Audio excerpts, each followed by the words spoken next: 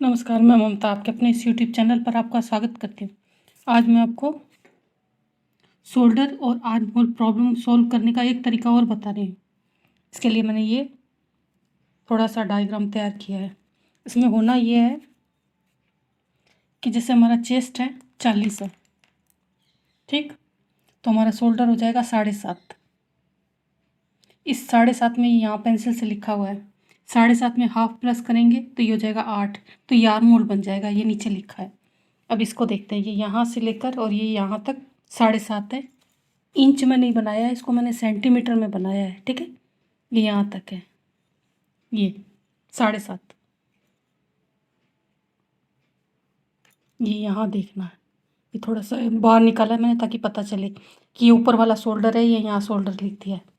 7, 7.5, ये 7, ये 6.5, ये 6, ये 5.5 और ये 5। फिलहाल हम देख रहे हैं 40 का जो 7.5 है। इसमें अगर हाफ प्लस करेंगे तो ये हो जाएगा 8। स्केल को यूँ रखना है और ये जहाँ कहीं पर भी 8 आ रहा है, जैसे ये यहाँ है, रेड वाला चेक करो, तो ये लाइन हमको ये रेड वाली ये चेक करनी है।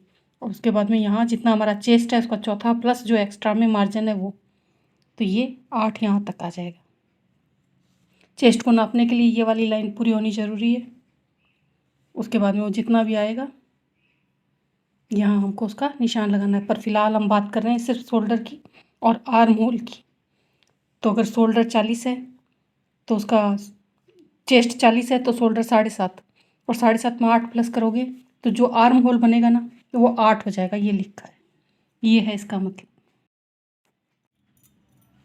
अगला जो है वो ये है, चेस्ट अभी 40 देखिए, अभी ये 38। इसका जो शोल्डर है 7 है, इसमें प्लस आधा करेंगे तो ये 7.5 हो जाएगा, जो कि हमारा आर्म होल बन जाने वाला है। तो इसको यहाँ से लगाते हैं 7, ये आ रहा है ग्रीन वाला 7। इसको ऐसे रखो स्केल को। अब ये जहाँ पर भी 7.5 आएगा ना, क्योंकि हमको इसमें प्लस हाफ किया है, 7.5 हो गए। ये 7.5 यहाँ आ रहा है तो यहाँ पर निशान लगाओ एक, स्केल को ऐसे रखो और यहाँ लाइन लगाओ, तो ये हमारा आर्म होल हो गया। ग्रीन वाला चेक करना है, ठीक। उसके बाद में अगला देखो 36 यानी 36 चेस्ट है। इसका जो हमारा शोल्डर है 6.5 है, इसमें आधा करेंगे तो ये हो जाएगा 7, और वो हमारा आर्म होल बन जाने वाला है। इस पर स्केल को फिर यहाँ रखो, तो ये देखो ये 6.5 यहाँ बन रहा है। ये 6.5, ये बैंगनी कलर वाला है। 6.5 में आधा जोड़ेंगे तो ये 7 हो जाएगा। स्केल को ऐसे रखेंगे, 7 यहाँ आ रहा है, यहाँ निशान लगाएंगे। उसके बाद में स्केल को ऐसे कर देंगे और जो भी हमारा चेस्ट होगा वो यहाँ पर हम निशान लगाएंगे, तो ये इसका 7 आ जाएगा। मैंने अलग अलग स्केच का इस्तेमाल इसीलिए किया है ताकि ऊपर की भी बात पता चले और नीचे की भी। बस इतना सा मतलब है अलग अलग का काम में लेने का स्केच को। उसके बाद में ये है 34। इसका शोल्डर है 6, इसमें आधा करेंगे, आर्म होल हो जाएगा फिर वो, और वो हो जाएगा 6.5। तो ये 6 इधर है, ये आसमानी कलर का, इसको यूँ रखेंगे। अब 6.5 इसका आर्म होल बनाना है हमको, तो ये 6.5 यहाँ आ रहा है ये, और लाइन ये यूँ करनी है और लगानी है। ये यहाँ आ रहा है 6.5, ठीक।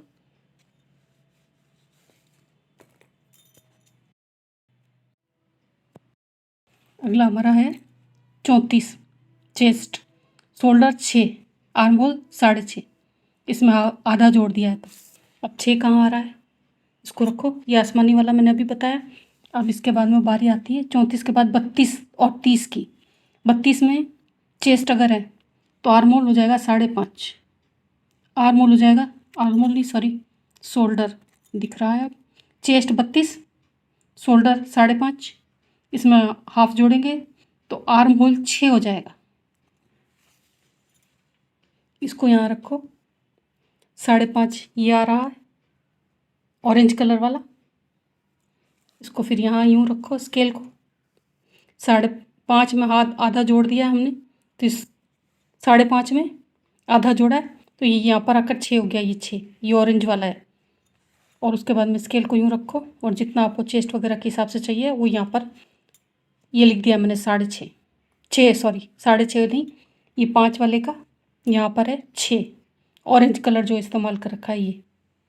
उसके बाद में सबसे आखिरी वाला है ये 30, चेस्ट 30, शोल्डर 5, 5 में आधा जोड़ेंगे तो हमारा आर्म होल बनेगा जो कि 5.5 हो जाएगा। तो इसके अंदर भी जैसे जैसे चेस्ट कम होगा शोल्डर कम हो जाएगा। ये हमारा यहाँ पर है 5, ये इधर ये 5 लगाया, इसको ऐसे करो। अब आधा जोड़ करके इसको 5.5 तक लाना है।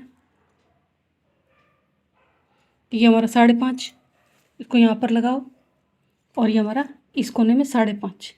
तो कलर चेंज किया है, जैसे यहाँ 5 है, यहाँ से लेकर के रेड कलर को ये यहाँ 5.5 है, यानी ये आर्म होल जो है ये 5.5 है। उम्मीद करती हूँ कि बात बहुत आसान, कलर वगैरह को देख करके समझ में आ जाएगी। बहुत आसान तरीके से समझाया है मैंने। ये रेड वाले को देखोगे ये यहाँ 7.5 है, ये यहाँ पर आया है, ये 8 हो गया, यानी कि जो 8 है ना वो ये लंबाई है आर्म होल वाली, और जो ऊपर लिखी है ये शोल्डर की लंबाई है। इसमें आधा जोड़ते ही आर्म होल की लंबाई बन जाएगी। उम्मीद करती हूँ जो तरीका आपको समझाने की कोशिश करी है, बताने की कोशिश करी है, ये आपको समझ में आएगा। और इससे ज़्यादा आसान तरीका फ़िलहाल मुझे नहीं सूझ रहा है, लेकिन सूझेगा तो मैं आपको बताऊंगी ज़रूर। इसके लिए कमेंट्स और सब्सक्राइब जरूर करें। जिन्होंने पहले किया और जॉब करेंगे उन सबको बहुत बहुत बहुत बहुत बहुत सारा थैंक यू।